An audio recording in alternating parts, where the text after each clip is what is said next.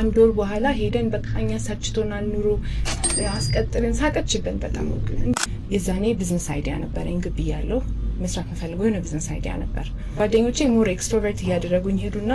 ኤኒ ኢቨንት ወይም ሴሚናር ላይ ሲሄድ ሰዎች እንጠይቃለሁ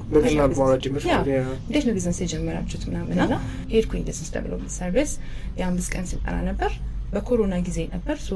ሄርሽታሌ በኮሮና ኦኬ ዋው ሄድኩኝ ስልጠና ወሰደን ሶ የዛኔ ኦነሯን ተዋቀናት ነበር ይወጣል ቢዝነስ መረቅ ስንል ሺኮልደስ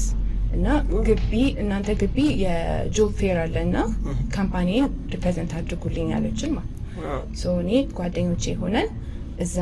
ታለንት ፈርምን ሪፕሬዘንት አድርገን አስተዋወቅን ማለት ነው እና it was a wonderful job የሰራ እና she was really satisfied ምናምን then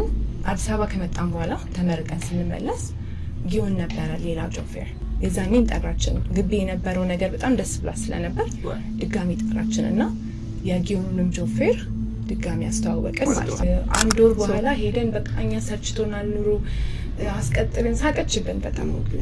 የመጀመሪያ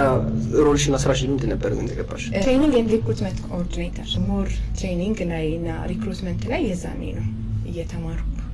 ጥፋት እያጠፋው በደንብ እየተለማመድሽ